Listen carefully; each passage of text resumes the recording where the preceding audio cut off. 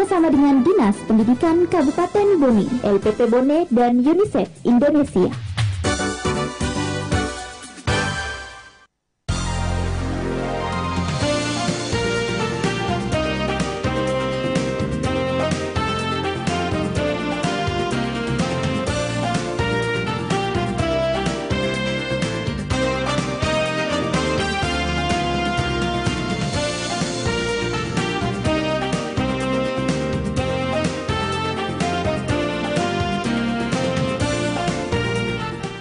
Assalamualaikum warahmatullahi wabarakatuh. Selamat siang saudara pendengar dimanapun Anda berada saat ini. Dari Jalan Jenderal Ahmad Yani nomor 1, kembali kami hadir di ruang dengar Anda dalam program Belajar di RRI Bone untuk edisi hari Jumat 10 Juli 2020. Siang hari ini Kak Via hadir di ruang dengar adik-adik bersama ibu guru kita yang nantinya akan menghadirkan materi di pendidikan kecakapan hidup dengan subtema perdamaian dan konflik. Dan adik-adik bisa menyaksikan juga live di Facebook kami di LPP RRI Bone dan di YouTube di RRI Bone. Jadi adik-adik yang saat ini tengah mendengarkan kami juga boleh streaming di rri.co.id dan di RRI Playgo yang bisa di-download di Play Store.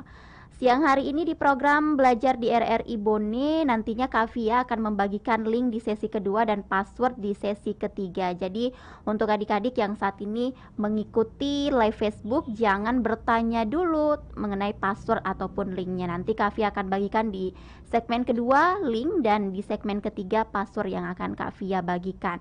Dan kita langsung sapa saja pemateri kita siang hari ini, Ibu Dr. Safira Suhra SAG MPD. Beliau merupakan dosen IAIN Bone. Assalamualaikum Bu. Waalaikumsalam Kak Pia. Sehat Bu? Alhamdulillah, Alhamdulillah. Dan siang hari ini kita akan belajar mengenai perdamaian dan konflik. Iya, ya, Bu? Perdamaian dan konflik. Iya, silahkan Bu. Iya. Baik, Assalamualaikum warahmatullahi wabarakatuh. Anak-anakku yang saya cintai, yang saya banggakan, yang saya muliakan dan juga saya rindukan, Masya Allah. Jadi tentu saja anak-anakku selama ini mungkin ada faktor kebosanan tinggal di rumah, tetapi Radio Republik Indonesia Bone menghadirkan pelajaran melalui radio. Dan saat ini kita belajar tentang kurikulum Life Skill Education atau biasa juga disebut dengan PKH, Pendidikan Kecakapan Hidup. Ya. Jadi hari ini kita berada pada tema ke-17 yakni perdamaian dan konflik. Namun sebelum kita masuk di perdamaian dan konflik ini, kita akan mereview ya, mengingat kembali pelajaran yang kemarin tentang kesetaraan gender, karena kesetaraan gender ini akan sangat terkait sekali dengan tema kita hari ini tentang perdamaian dan konflik. Iya. Kemarin di tema kesetaraan gender itu kita sudah mendapatkan pembahasan tentang gender, kemudian peran gender, lalu kemudian norma gender. Nah, ini penting sekali kita pahami karena ketika kita salah memahami apa itu peran gender, apa itu norma gender, maka hal tersebut akan melahirkan ketidaksetaraan gender. Ketika terjadi ketidaksetaraan gender di masyarakat, maka itu akan memicu terjadinya konflik. Iya.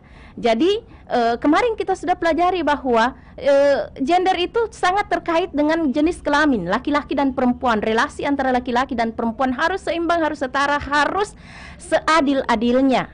Iya. Jadi kalau peran gender itu lebih kepada pekerjaan-pekerjaan apa yang boleh dan tidak boleh berdasarkan jenis kelamin. Iya. Sebetulnya persoalan pekerjaan itu tidak ada yang spesifik untuk laki-laki, tidak ada juga spesifik untuk perempuan selama kita mampu untuk melakukannya.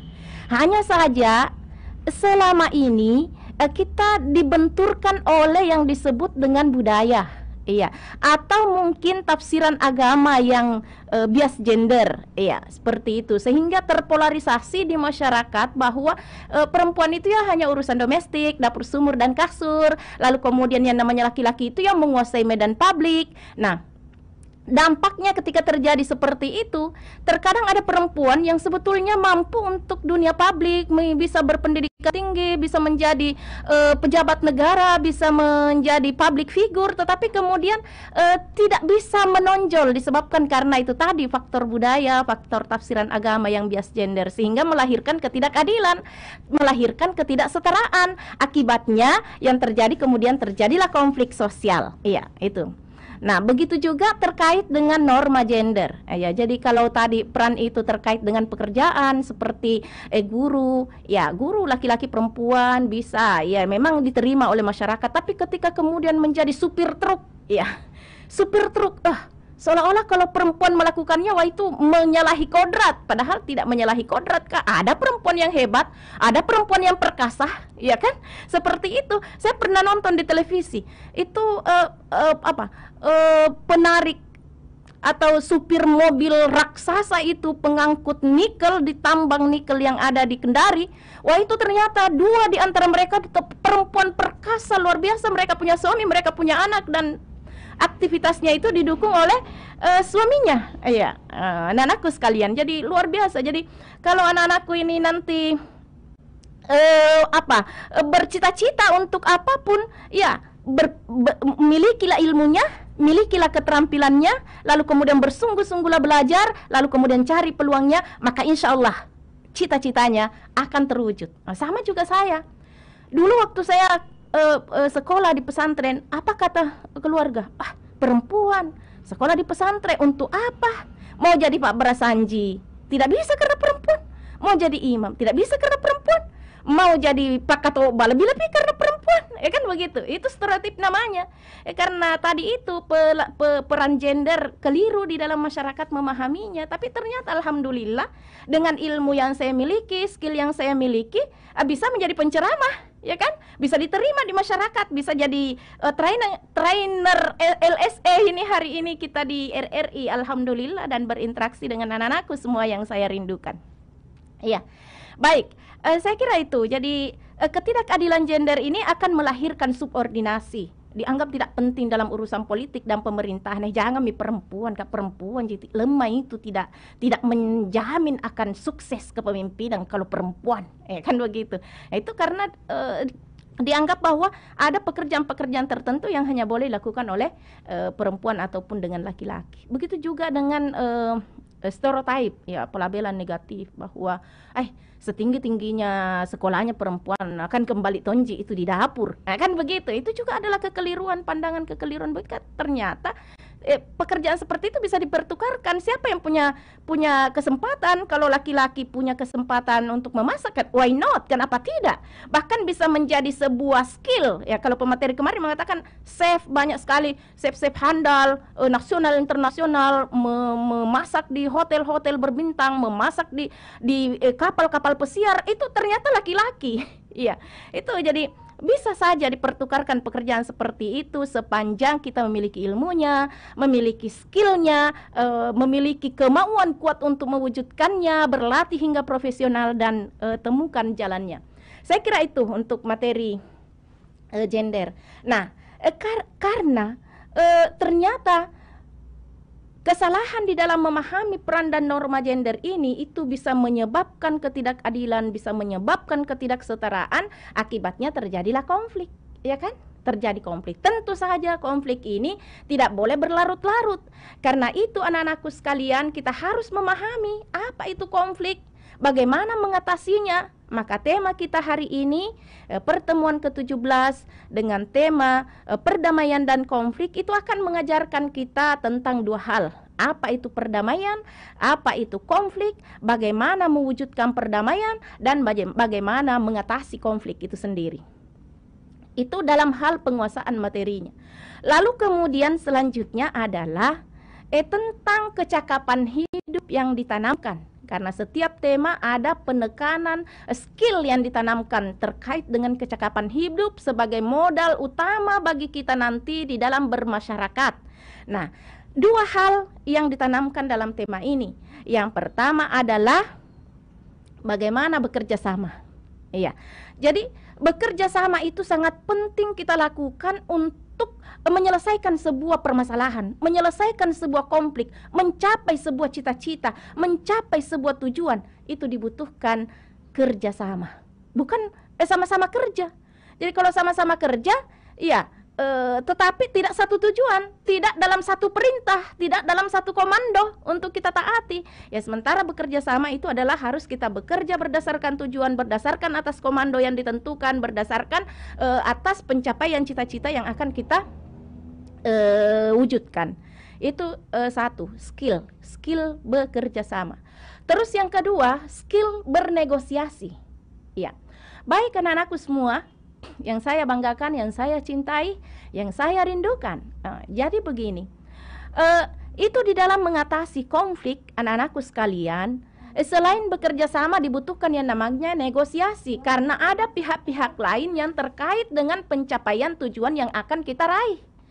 Ketika orang lain berbeda pandangan dengan kita, bukan dari kelompok kita, maka itu akan terjadi pertikaian, akan terjadi konflik berkepanjangan kalau kita tidak pandai mengkomunikasikannya melalui yang disebut dengan negosiasi.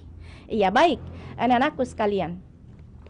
Lalu kemudian kita akan masuk pada pengertian apa sih sebetulnya itu yang disebut dengan konflik. Iya.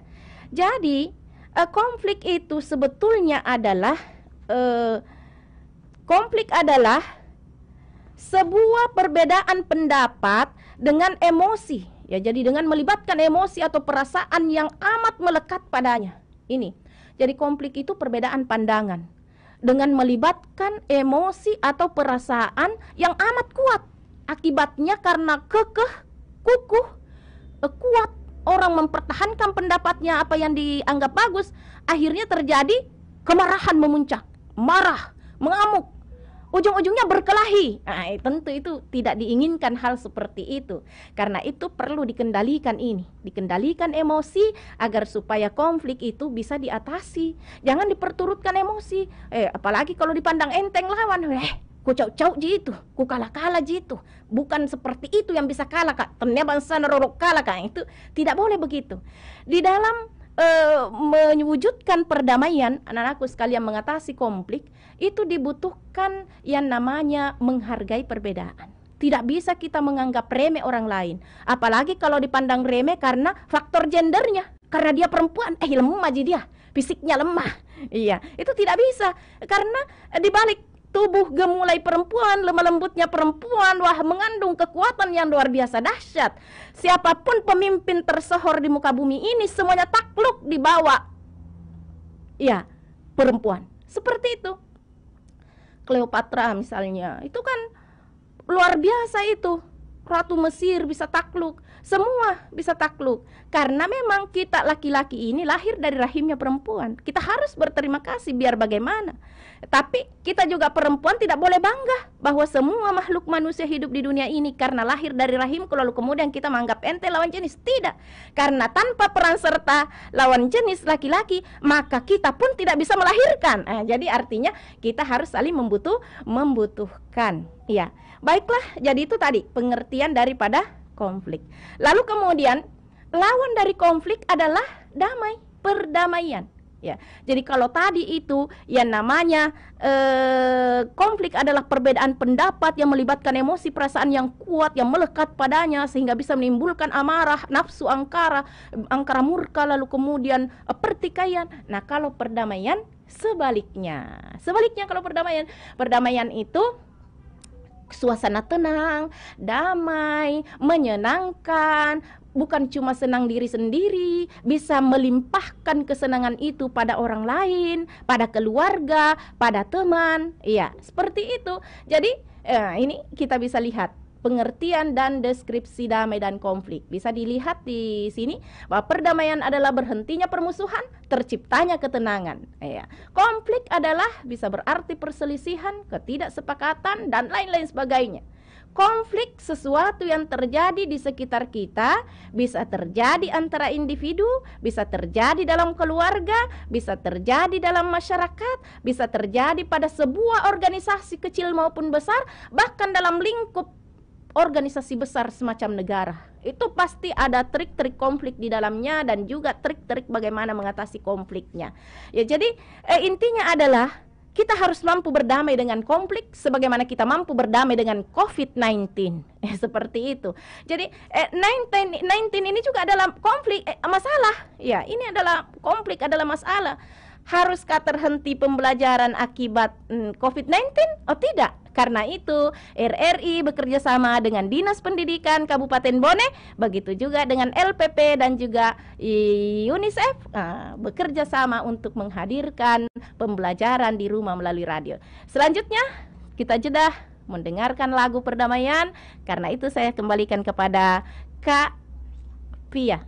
Baik, wah seru sekali ya pembahasan siang hari ini adik-adik. Pastinya adik-adik juga bersemangat karena ibu guru kita juga sangat bersemangat siang hari ini menyampaikan materinya seputar perdamaian dan konflik. Dan kita dengarkan dulu lagu yang berjudul Perdamaian berikut ini.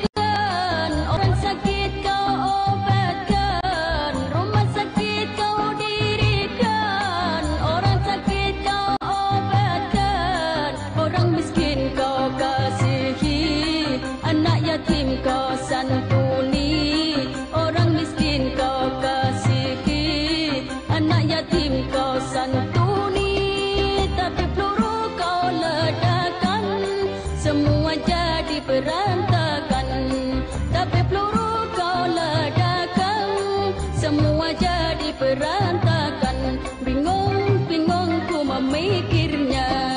Perdamaian, perdamaian.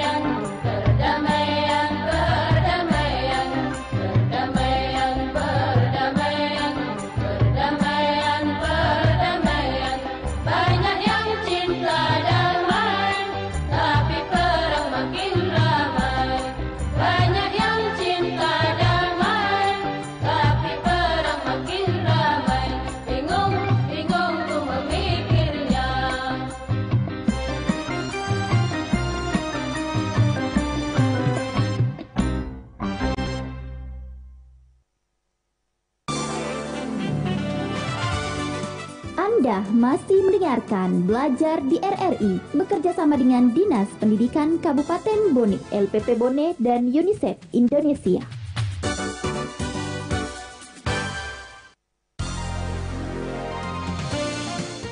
Masih di 91 FM RRI Bone dan masih berada di program Belajar di RRI Bone untuk materi pendidikan kecakapan hidup dengan subtema perdamaian dan konflik. Dan untuk adik-adik yang saat ini tengah menyaksikan live di Facebook dan di YouTube, selamat menyaksikan. Begitu juga dengan adik-adik yang mendengarkan di 91 FM RRI Bone ataupun di RRI Playgo atau di website kami di rri.co.id.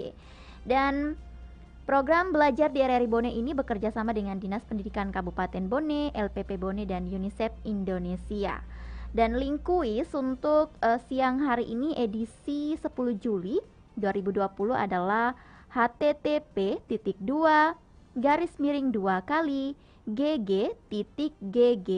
huruf kecil semua _belajar huruf kecil _RRI huruf besar sambung 1000720. Kafia ulangi, link kuis yang hari ini adalah http://2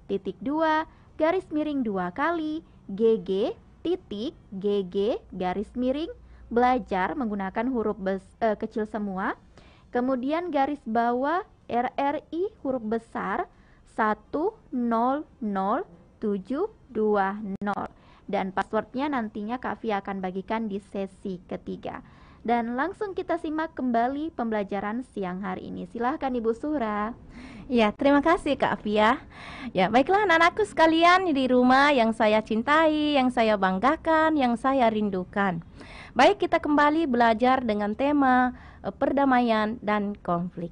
Kita tadi sudah mendengarkan lantunan indah lagu qasidah. Ya, jadi mungkin lagu ini bukanlah lagu yang lagi ngetren di zaman milenial. Ya, tapi itu lagi sangat ngetren di zaman saya. Ya, jadi ketika saya sekolah, inilah lagu yang paling ngetren. Saking ngetrennya lagu ini sampai Gigih itu mengarasmen ulang dengan versi rock. Tetapi karena saya bukan rocker, mohon maaf, tidak terlalu suka dengan musik yang keras. Saya lebih suka musik yang lembut, walaupun musik itu sudah tua, walaupun musik yang sudah mungkin kadaluarsa sekalipun, karena saya memahami bahwa musik itu bisa memberi efek pada suasana hati, suasana batin, suasana emosi. Iya. Jadi orang yang marah sekalipun kalau diperdengarkan lantunan-lantunan indah, lagu-lagu yang lembut, maka akan tergiring hatinya menjadi lembut. Ya, mudah-mudahan lagu perdamaian tadi itu mengilhami kita untuk senantiasa menegakkan nilai-nilai perdamaian dan memutus rantai tali konflik atau permusuhan di antara kita. Jadilah semua duta perdamaian, ya. Jadi anak-anakku semua, sekecil apapun peran kita, kita harus mampu menjadi penebar damai, penebar cinta. Karena agama Islam itu diturunkan ke muka bumi ini untuk menjadi rahmat bagi seluruh alam. Allah berfirman dalam Quran surah Al-Anbiya, "Wa ma arsalnaka illa rahmatan lil alamin." Iya, jadi tidaklah aku mengutusmu, wahai Muhammad, melainkan untuk menjadi rahmat bagi seluruh alam. Untuk tercapainya cita-cita Islam ini, mewujudkan perdamaian, ya, mewujudkan rahmatan lil alamin, maka umat muslim itu, kita semua ini harus mampu menjadi duta-duta perdamaian. Jadi sekecil apapun konflik di lingkungan kita, di sekolah misalnya, terjadi tawuran, terjadi pertikaian di dalam kelas, antar teman, maka kita harus untuk jadi juru pendamai. Juru damai. Baik, fa aslihu baina akhawaikum dalam Quran surah Al-Hujurat seperti itu. Jadi damaikanlah di antara saudaramu yang berselisih paham. Itu. Baik, anak-anakku sekalian. Nah, bekerja sama dan negosiasi.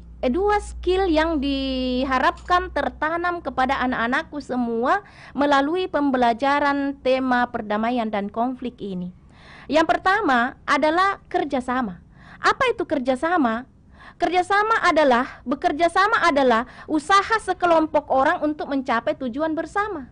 Ya, jadi yang namanya bekerja sama bukan satu orang. pasti lebih dari satu orang, 2, 3, sampai tak terbatas orang untuk bekerja melakukan hal-hal yang sudah ditugaskan kepadanya. Karena itu ada namanya job description. Job description itu adalah pembagian tugas, kamu lakukan apa, kamu lakukan apa. Misalnya di sekolah anak-anakku sekalian, anak-anakku sekalian kan aktif di organisasi, apakah itu OSIS, apakah itu ROHIS, macam-macam organisasi di sekolah. Nah, tentu ada ketuanya, apalagi kalau kita mau adakan kegiatan, misalnya kegiatan Hari Besar Islam, perayaan Maulid. Nah, di situ ada ketua, ada sekretaris, ada bendahara, ada seksi-seksi, seksi penjemputan, seksi dekorasi, seksi konsumsi, seksi publikasi, macam-macam. Semua ini punya tugas. Jangan cuma satu orang yang bekerja, dia tom yang membuat surat, dia tom yang edarkan suratnya, dia tom yang mau membawa sambutan, dia tom yang urus konsumsinya, itu bunuh diri namanya. Ya, di sini yang diperlukan yang disebut dengan job description itu tadi. Jadi pembagian kerja, siapa yang lakukan apa, sama-sama kita bekerja, tetapi dalam komando ketua untuk mewujudkan tujuan bersama suksesnya acara Maulid, ya, atau acara apa saja yang kita sepakati.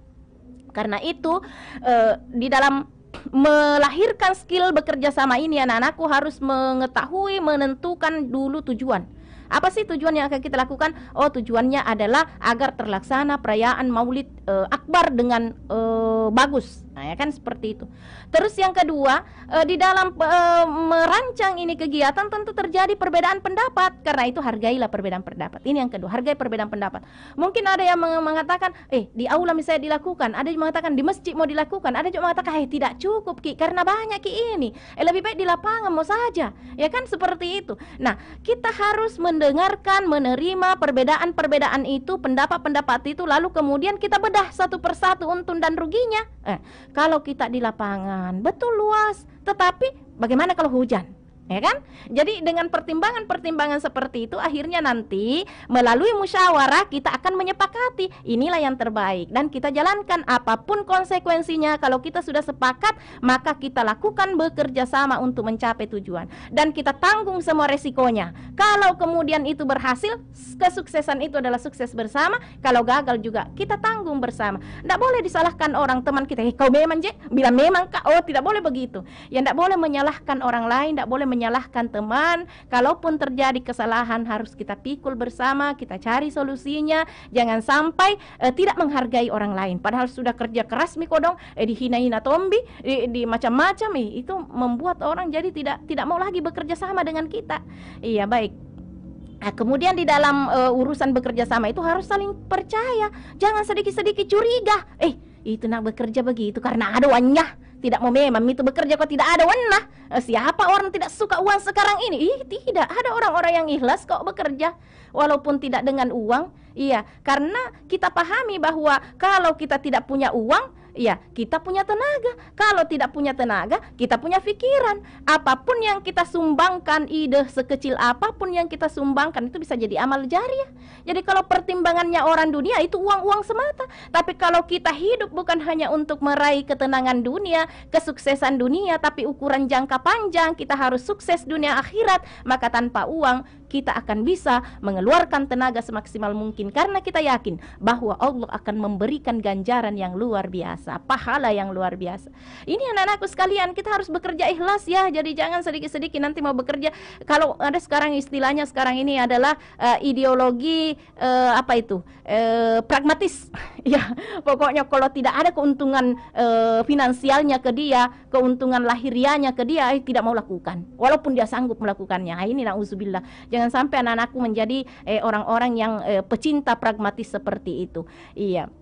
Jadi harus mendahulukan kepentingan bersama, kemanusiaan. Iya, karena banyak orang kasih yang butuh pertolongan tapi dia orang miskin. Masa harus dia ada uangnya baru dibawa ke rumah sakit? Ya, justru kesempatan bagi kita untuk menyelesaikan konflik tetangga yang miskin itu tadi dengan sama-sama berkolaborasi, kumpul. Bahkan siswa bisa melakukannya melalui mungkin Jumat infak itu melalui itu bisa membantu masyarakat di sekitarnya untuk menyelesaikan konflik yang terjadi di masyarakat kita, di lingkungan kita.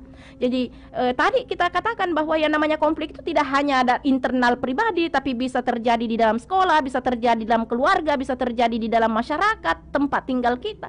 Maka kita harus hadir untuk memberi solusi dari problematika yang dihadapi oleh orang lain itu. Baik. Nah, itu bekerja sama seperti itu. Jadi tentukan tujuan, kemudian hargai perbedaan, saling percaya, kemudian komunikasikan secara efektif dan intensif. Efektif itu bisa diterima orang, bisa dipahami orang apa gagasan kita. Begitu juga bisa menerima gagasannya orang. Nah, sedangkan kalau intensif jangan cuma sekali dibicarakan, Pak, nah lupa nanti. Itu jadi berkali-kali.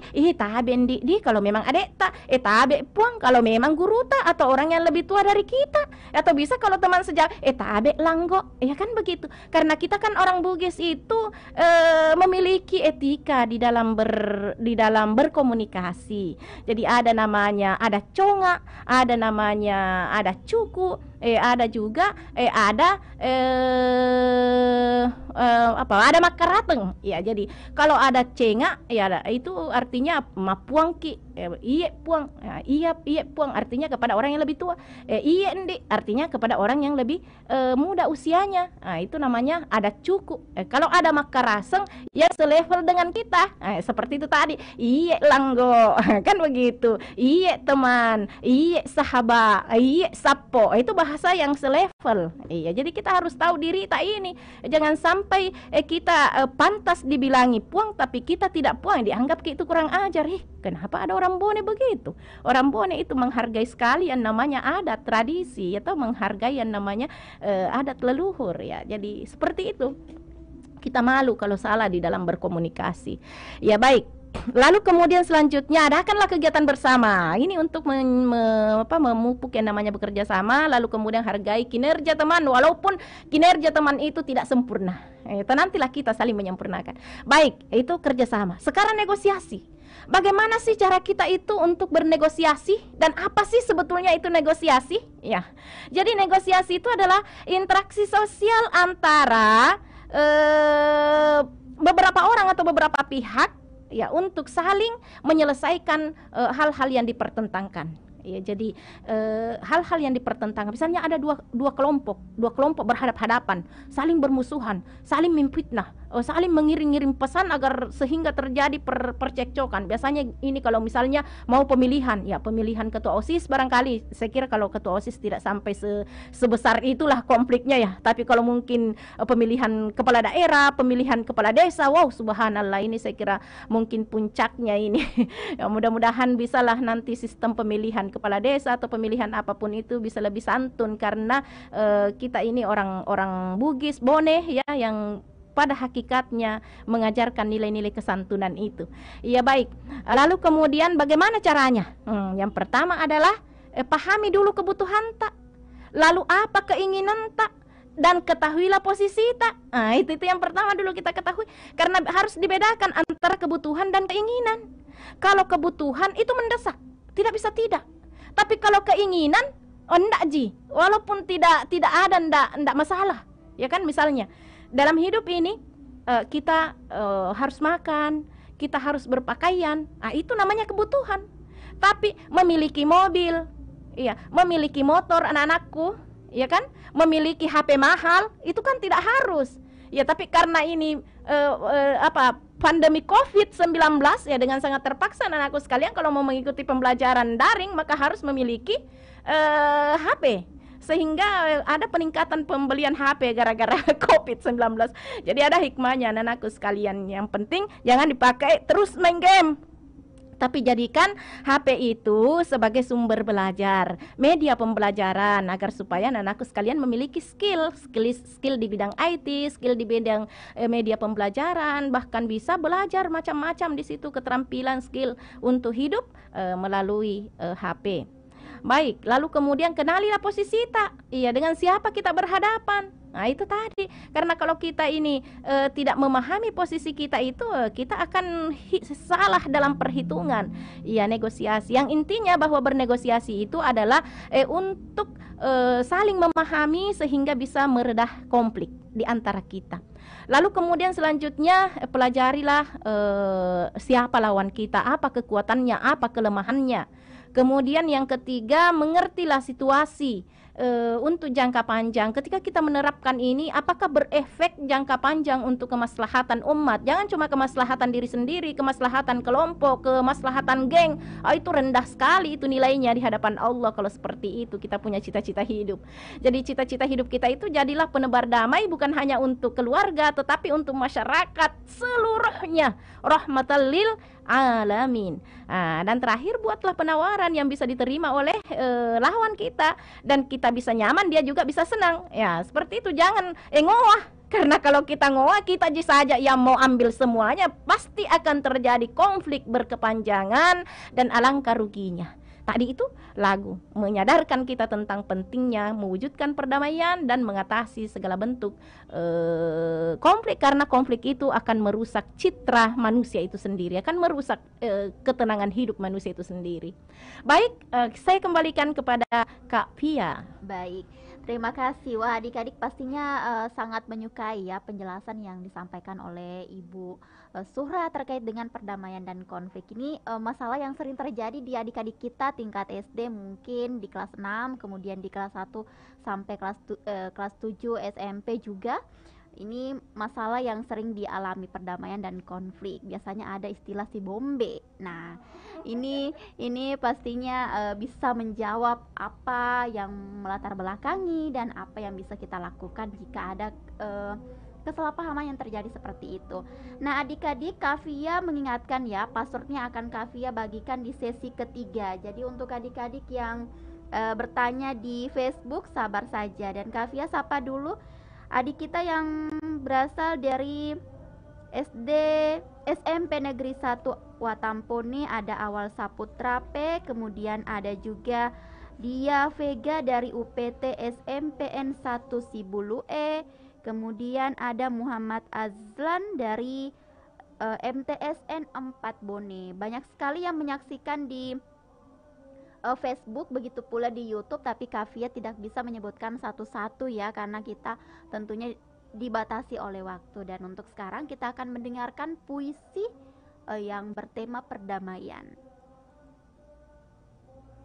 Kitab suciku mengatakan bahwa membunuh satu manusia tak berdosa sama dengan membunuh seluruh umat manusia.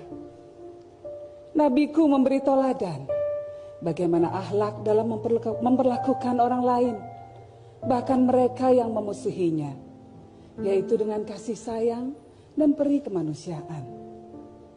Tuhanku mengatakan, kalau Ia ingin menciptakan umat yang satu, mudah baginya untuk mewujudkan. Namun Ia sengaja menciptakan manusia bersuku, berbangsa, berbeda, agar mereka saling kenal satu sama lainnya. Jadi ketika kau meledakkan dirimu di rumah Tuhan, nabi mana yang kau ikuti ajarannya? Dan ketika kau justru mencabut nyawa sesama makhluk Tuhan dengan cara yang biadab, jangan-jangan kau sedang merasa sebagai Tuhan. Siapa sesungguhnya yang kau sembah? Tuhanmu atau nafsu angkaramu? Tuhan, bangsa ini sedang menangis karena ada makhluk-makhlukmu yang disakiti atas namamu. Tuhan, kami sedang berduka karena ada segelintir orang yang tega menyakiti sesamanya, saudara sebangsanya. Tuhan, beri bangsa ini kekuatan agar tetap bisa bersatu menghadapi segala cobaan. Hadirkan cahaya Rahman dan Rahim-Mu untuk jadi penerang segenap langkah kami. Jadikan kami alat-Mu untuk selalu menebar kebaikan. Dan Tuhan, satu permintaan kami padamu. Anak-anak yang ikut orang tuanya dalam aksi mematikan, selimuti mereka di surgamu bersama dengan anak-anak lainnya yang jadi korbannya, karena sesungguhnya mereka tak berdosa. Ampuni kami semua ya Tuhan, ampuni kami ya Tuhan.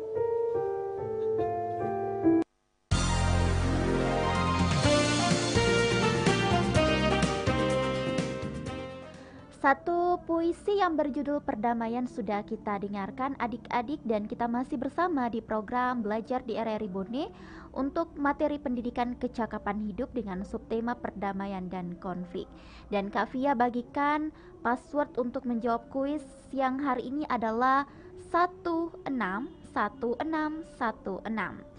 Kembali Kak Fia ulangi, passwordnya adalah 161616. Dan bisa dilihat di layar monitor adik-adik sebelah kiri untuk password dan untuk link di sebelah kanan. Jadi semoga tidak ada lagi ya yang bertanya di Facebook apa password dan apa linknya. Passwordnya adalah 161616. Dan kita lanjutkan pembelajaran kita siang hari ini bersama Ibu Suhra. Silahkan Ibu. Terima kasih Kak Pia yang cantik lagi pintar. Baik anak-anakku semua yang saya rindukan, yang saya banggakan, yang saya cintai, kita melanjutkan lagi tema kita dalam perdamaian dan konflik.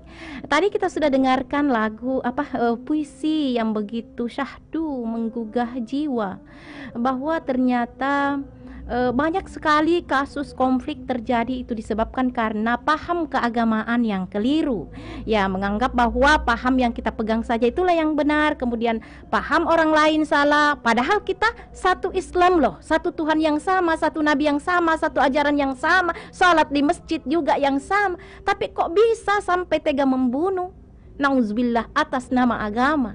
Karena itu anak-anakku sekalian, saya sampaikan bahwa jangan sampai dalam perjalanan hidup Ananda nanti di dalam meraih, menempuh cita-cita, meraih pengetahuan, lalu kemudian dicekoki, ditanamkan pemahaman-pemahaman yang anti moderasi, anti toleransi, tidak menghargai perbedaan, bahkan menyuruh kita untuk membunuh atas nama agama hanya karena perbedaan paham. Ketahuilah bahwa itu adalah ajaran syaitan walaupun dia berjubah, misalnya, sekiranya. Baik anak-anakku sekalian, selanjutnya saya akan memperkenalkan ada 6 strategi yang harus kita lakukan, yang harus kita pilih di dalam menyelesaikan, mengatasi konflik ketika konflik itu terjadi. Apapun bentuk konfliknya, tinggal kita nanti melihat yang mana strategi yang mana yang lebih cocok, lebih menguntungkan. Iya, bagi kita tentunya, bagi semua orang tentunya. Nah, yang pertama mengatasi konflik itu adalah ada yang disebut dengan agresi. Agresi ini adalah usaha untuk memaksa, mengintimidasi, menakut-nakuti orang agar supaya orang takut kepada kita. Ya kan, seperti itu. Sehingga tak segan-segan mengatakan kata-kata kotor yang seharusnya tidak diucapkan, apalagi dia adalah seorang public figure. Nauzubillah. Itu namanya agresi, menyelesaikan konflik dengan cara agresi. Sampai terkadang terlibat dalam perkelahian fisik, berteriak-teriak, menghina, memanipulasi orang agar terlihat bahwa dialah yang benar. Nauzubillah. Ini adalah agresi, ini tidak baik. Kalau dulu banyak ditempuh oleh orang seperti ini karena fungsi pertahanan keamanan, polisi, tentara itu belum ya. Tapi sekarang semua diatur oleh negara. Pada masa kerajaan itu ini agresi yang banyak terjadi. Tapi sekarang negara sudah merdeka, sistem pemerintahan republik di tangan presiden, ya itu tidak boleh lagi kita dengan cara seperti ini. Itu kurang bagus ya. Lalu kemudian yang kedua adalah apa yang disebut dengan kompromi. Kompromi ini sering juga disebut dengan win-win solution. Iya, adalah ketika kedua belah pihak memberi sedikit daripada apa yang mereka inginkan. Jadi berbagi intinya itu yang disebut kompromi. Apa yang kau inginkan juga apa yang saya inginkan, kita sama-sama dapat. Ya, jangan kau semua. Ya, jadi ngoah tidak boleh, berbagilah. Nah, itu win-win solution namanya. Itu juga adalah satu strategi penyelesaian konflik ketika kita memberi ruang kepada orang lain. Ya, aja dimesemanangi, orang kecewa. Akibatnya orang yang kecewa itu akan terus menyusun, merongrong kekuasaan kita, kepemimpinan kita, Pak Dek. Tahu? Kan seperti itu. Lalu kemudian yang ketiga adalah yang disebut dengan kepatuhan atau submission. Ya. Kepatuhan. Nah, ini biasanya kalau satu pihak merasa tidak mampu melawan pihak yang lain, sehingga dia menyerah saja daripada konflik berkepanjangan, dia menyerah saja, ya itu. Sehingga pihak lawan itu bebas melakukan apa keinginannya, ya, itu damai itu. Tetapi dibutuhkan mental yang kuat bagi orang yang mengalah, demi kemaslahatan bersama. Tapi kalau dia tidak kuat mentalnya, ngotot motong menang, motong melawan, itulah sering terjadi konflik sampai konflik berdarah. Iya, akhirnya rugi, kedua belah pihak akan rugi. Nah, itu yang ketiga, kepatuhan atau submission. Terus yang keempat, ada juga yang disebut dengan menghindar atau menunda. Ya, jadi mengulur-ulur waktu. Bukan berarti dia menyerah seperti submission itu tadi, tidak, dia tidak menyerah. Cuma menunggu waktu yang tepat. Iya, karena mungkin merasa belum ada lawan yang tangguh di pihak kita untuk melawan dia, kan seperti itu. Tapi bukan berarti bahwa dia sudah menyerah. Masih ada harapannya dia, masih tetap mencari figur yang bisa ditonjolkan agar bisa bertarung melawan musuh. Itu namanya menghindar atau menunda. Kemudian strategi yang kelima, ini memohon otoritas. Artinya minta bantuan pada atasan yang lebih tinggi jabatannya, yang mampu menundukkan lawan kita. Jadi kalau kita misalnya meminta bantuan, melaporkan atas temuan-temuan yang berlaku tidak adil bagi kita, atasan kita itu akan melakukan investigasi, lalu kemudian menganalisa konflik, lalu kemudian mempertemukan dua pihak berselisih, lalu kemudian berdamai, ya kan, seperti itu. Itu memohon otoritas namanya. Dan yang terakhir ada namanya bekerja sama. Ya, jadi ini ada 6 strategi menangani konflik, dan yang terakhir itu adalah kerjasama. Apa kerjasama itu? Adalah ketika orang mencoba mencari solusi bersama, berkolaborasi, biasanya mencakup menemukan tujuan dan harapan bersama, mendengarkan dan memahami sudut pandang satu sama lain, dan kemudian menyelesaikannya dengan cara-cara kreatif untuk kemajuan bersama. Jadi ini kerjasama, itulah intinya. Jadi lalu kemudian selanjutnya bekerja sama inilah sepertinya solusi yang terbaik selain memohon otoritas tadi, lalu kemudian bekerja sama. Jadi hidup ini tidak selamanya harus berkompetisi. Ada kala ada menang. Karena tidak selamanya orang menang adalah pemenang sejati. Terkadang kita yang mengalah, sesungguhnya kitalah pemenang sejati. Kenapa dikatakan pemenang sejati? Karena mampu meredam konflik. Karena mampu mengatasi persoalan tanpa mengorbankan darah manusia yang banyak. Dan itu dibutuhkan kelogoan, keluasan hati bagi orang-orang yang biasanya kalau orang-orang agamawan atau orang-orang negarawan itu biasanya menempuh hal-hal seperti itu. Meredam konflik dengan cara bekerja sama atau dengan cara memohon otoritas. Iya, baik. Jadi sekali lagi saya ingatkan anak-anakku sekalian bahwa hidup ini tidak selamanya harus berkompetisi. Berkompetisi itu artinya harus ada kalah, harus ada menang. Bagus kalau kita menang bersama, dan untuk bisa menang bersama harus bekerja sama. Iya, bekerja sama, dan itulah solusinya tadi kita sudah jelaskan bagaimana bekerja sama yang baik itu. Iya. Baik, saya kira itu Kapia, dan selanjutnya adalah sebetulnya materi ini banyak sekali gamenya. Iya, tetapi karena kita tidak mungkin bergame ya. Jadi karena itu kita hanya mampu menjelaskan materi-materi ini dengan agar supaya bisa dipahami. Jadi misalnya anak-anakku sekalian, tentu saja banyak konflik terjadi. Contoh, ketika anak-anakku ini ujian di sekolah misalnya. Ini UAS, ujian akhir semester. Tapi tiba-tiba hujan deras. Apa kira-kira yang anakku lakukan ketika hujan keras? Apakah menunggu hujan sampai reda? atau menelpon guru menyatakan tidak masuk lalu kemudian minta ujian susulan, ataukah menelpon teman telepon saya kak dulu sehingga ki ambil kak kodong karena kita ada ton sim mobil itu, ataukah mungkin menelpon saja ketua kelas sampaikan kepada guru kalau saya ini sakit keras. Kira-kira yang mana solusi di antara itu yang kita pilih? Nah, tentu ada pertimbangannya. Kalau kita memilih yang pertama bahwa tunggu sampai reda, wah itu artinya kita ini tidak bertanggung jawab terhadap ujian kita. Nanti kita tidak lulus dan kita juga tidak tahu kapan berhentinya itu hujan, ya kan? Sama juga dengan COVID ini. Kalau kita menunggu nanti kita belajar kalau berhenti COVID, bagaimana kalau COVID-nya berlangsung sampai akhir tahun? Ya atau lebih. Tentu sementara pembelajaran harus berjalan terus. Maka kebijakan pemerintah harus pembelajaran daring. Iya, boleh ke sekolah kalau sudah dinyatakan zona hijau. Sepanjang masih zona kuning apalagi merah maka wajib daring dalam jaringan. Sehingga kreativitas guru di dalam melakukan pembelajaran daring ini diperlukan dengan macam-macam aplikasi yang ada dan dengan ruang-ruang pembelajaran yang tersedia. Lalu kemudian selanjutnya adalah kalau kita memilih misalnya yang alasan kedua tadi, itu adalah menelpon guru lalu kemudian mengatakan sebenarnya hujan keras Pak, saya tidak ada kendaraan, saya benar-benar berhalangan, saya tidak mampu untuk ke sekolah, jadi mohonlah kiranya Pak memberi saya kesempatan untuk bisa ujian susulan agar supaya saya tetap bisa lulus dengan mata kuliah ini. Ya, dengan menyampaikan bahasa seperti itu sesantun mungkin, dengan bahasa yang benar-benar sangat-sangat menyentuh hati Bapak dan Ibu guru kita, saya kira itu jauh lebih bagus kita lakukan daripada kita menelpon ketua kelas, kasih tahu ki guru tadi, saya sakit keras. Ya itu namanya berbohong. Ya, jadi semuanya adalah alasan dan semua bisa menghindarkan kita dari konflik, tetapi ada pilihan yang lebih baik.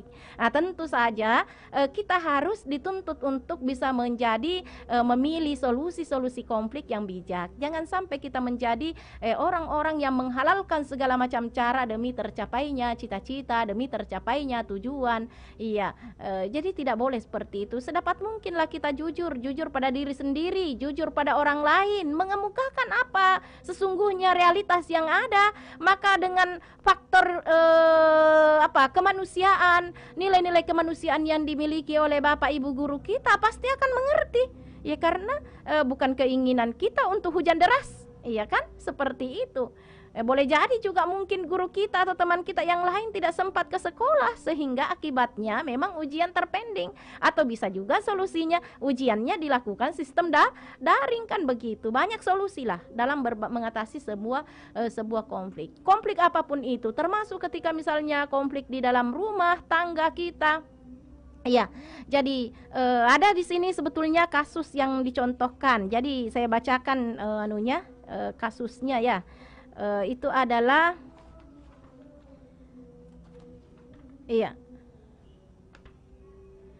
ini kasus. Nah, anakku sekalian bisa saja ini menyimak lalu kemudian membayangkan situasi seperti apa kira-kira solusi yang anakku lakukan ketika menghadapi konflik seperti ini. Iya, karena waktu kita juga sudah hampir habis ya. Jadi saya kira cukup ya Kak Pia. Materi kita hari ini saya cuma memberikan kesimpulan saja Kak Pia. Iya. Jadi intinya adalah bahwa hidup ini tidak harus selalu berkompetisi. Kita sebaiknya bekerja sama, bernegosiasi agar supaya bisa meredam konflik. Kalaupun terpaksa terjadi konflik, maka pilihlah solusi yang terbaik. Jadi ada 6 tawaran solusi yang diberikan kepada kita dengan konsekuensi-konsekuensinya tadi, bahwa ada yang disebut dengan agresi yang memaksa, ada yang disebut dengan kompromi, win-win solution, ya bagus ini. Kemudian ada kepatuhan, submission, ya bagus juga, ya. Tapi kesannya kita selalu menyerah, ya. Menyerah itu kapan bisa maju, ya kan seperti itu. Sehingga ada juga menghindar atau menunda, menunggu orang-orang yang bisa menyelesaikan konflik dengan baik, atau memohon otoritas kepada atasan agar menyelesaikan konflik bawahan secara adil dan merata, jangan memihak, ya. Dan terakhir adalah bekerja sama. Inilah solusi yang terbaik. Bekerja sama menguntungkan semua pihak. tanpa ada yang dirugikan. Yang penting tidak sama-sama bekerja. Jadi inti dari bekerja sama itu tadi saya sudah jelaskan bahwa harus kita ada job description, pembagian kerja, ini mengerjakan ini, itu mengerjakan itu, dan kita harus bekerja di bawah satu komando ketua. Lalu kemudian tentukan tujuan. Tentukan tujuan, hargai perbedaan pendapat, salinglah mempercayai, kemudian komunikasi efektif dan intensif, adakan kegiatan bersama. Terakhir adalah hargailah karya teman kita. Iya, saya kira demikian Kak Pia. Mudah-mudahan perdamaian terwujud dan konflik bisa teratasi, apapun bentuknya konflik itu. Iya, demikian, terima kasih. Ya. Amin ya Bu, semoga Amin. tetap damai, konflik adik-adik bisa segera teratasi dengan cara kerjasama. Dan Kak Fia ingin mengumumkan pemenang kuis untuk siang hari ini di edisi ke-17 Pendidikan Kecakapan Hidup dengan subtema perdamaian dan konflik yang sudah disampaikan oleh Ibu Suhra. Pemenang pertama mendapatkan nilai 100/100. Ini Andi Fitri Ramadhani Sahara Asad dari SD Impres 12, maksud kami Impres 1279 Macanang kelas 6. Kemudian pemenang kedua mendapatkan nilai 100/100 atas nama Dian Hadrianti kelas 8 dari UPT SMPN 4 Cina, dan pemenang ketiga mendapatkan nilai 100/100 atas nama Roswinda kelas 8 dari SMPN Satap 2 Patimpeng.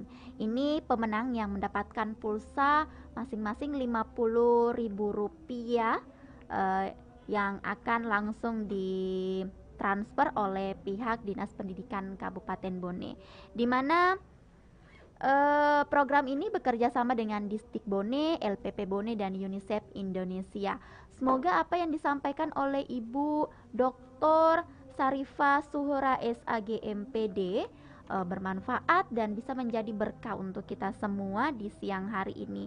Semoga juga materinya bisa memberikan semacam motivasi untuk saling bekerja sama dalam menyelesaikan konflik, sehingga perdamaian tercipta di lingkungan kita, baik di lingkungan sekolah, di lingkungan keluarga, begitu juga di lingkungan sehari-hari kita. Dan akhirnya saya Kak Fia undur diri bersama Ibu Suhra dengan akhir ucap wassalamualaikum warahmatullahi wabarakatuh. Waalaikumsalam warahmatullahi wabarakatuh. Terima kasih Anda telah mengikuti Belajar di RRI.